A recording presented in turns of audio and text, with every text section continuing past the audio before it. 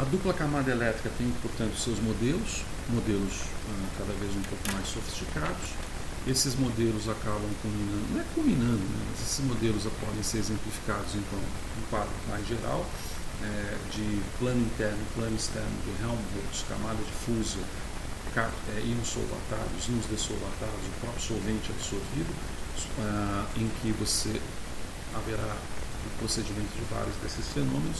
E, como eu tinha mencionado no finalzinho do último vídeo, né, você tem, ao definir uma dupla camada elétrica, você gera no seu experimento uma corrente que não é uma corrente de característica faradaica, é uma corrente chamada de uma corrente não faradaica. Então vamos fazer o seguinte, vamos deixar... Cara, eu acho que eu não salvei isso aqui antes. Eu não salvei. Então vamos colocar aqui modelos. Modelo, vamos tentar de novo.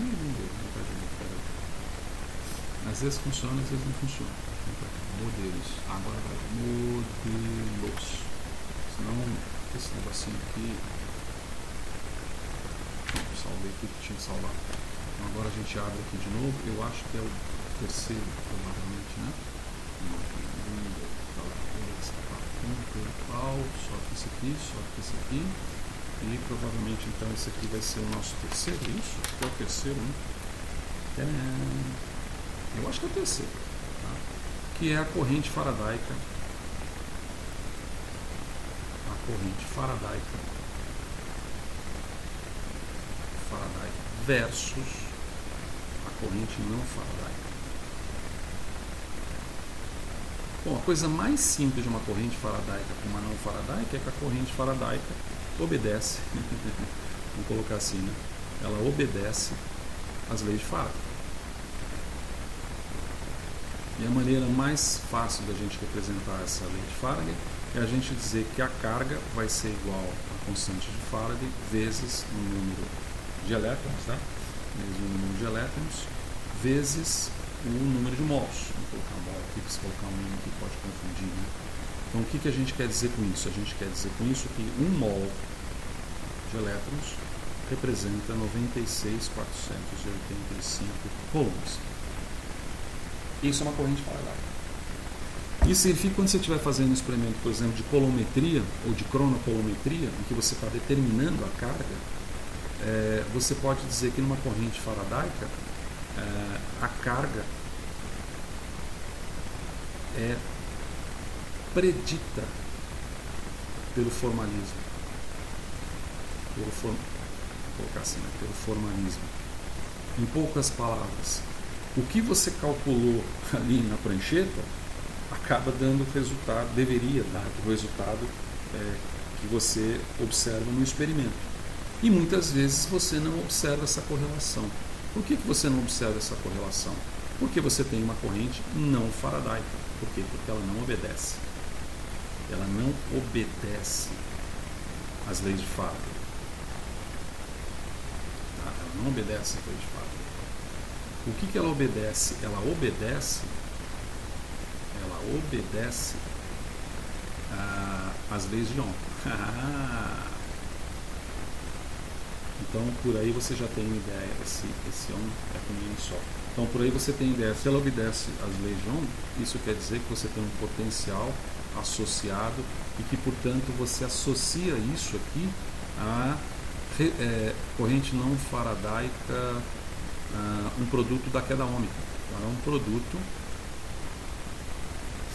também. É um produto também? Não é um produto, é ela que gera, né? Ela está associada, ela não é um produto, ela está associada, tá certo? Ela está associada à queda ômica.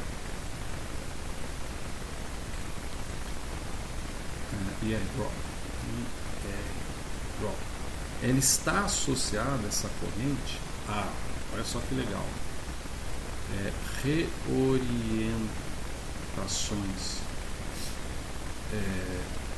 reorientações de solvente,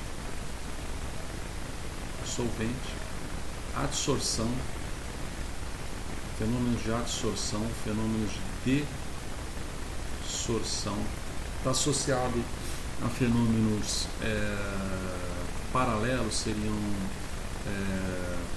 vamos colocar assim, fenômenos eletrolíticos colaterais,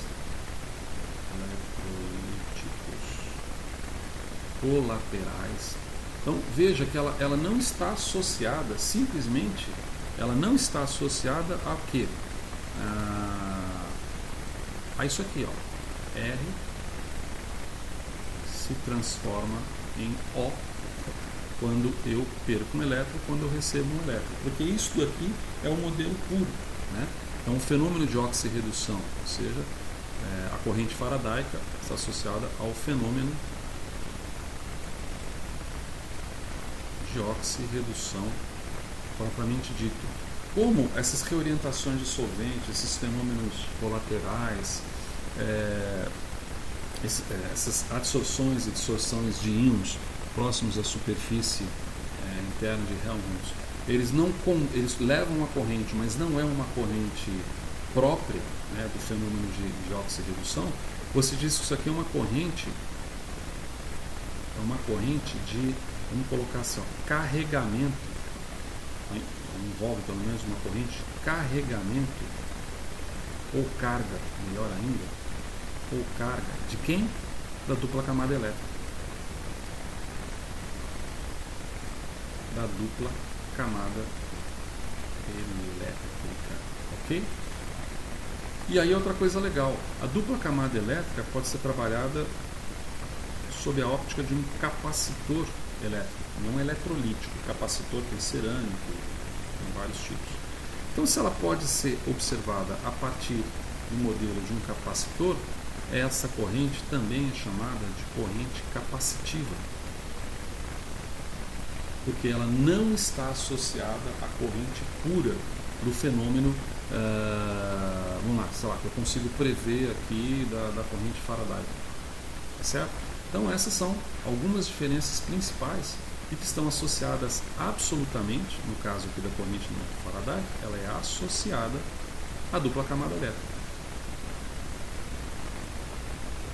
Então toda vez que você tiver uma dupla camada elétrica no seu sistema, tenha certeza que você terá ali envolvido uma corrente capacitiva, uma queda ôhmica associada, informações relativas a solventes e co-solventes próximos à superfície do eletrodo e muito provavelmente uma observação experimental que não vai bater com o valor teórico previsto. Isso é uma das formas de você observar a presença da corrente capacitiva. E também uma queda ôhmica, tá certo? Aqui eu coloquei a queda ôhmica, está associada à queda ôhmica e IR. Tá bem? Então essas são as características fundamentais. A corrente faradaica está associada, então, puramente à transferência de elétrons. A transferência de carga do sistema envolvido, certo? Então essas são as características principais que eu queria colocar para vocês em relação a esses dois grandes jogos, certo? Eu me diverti.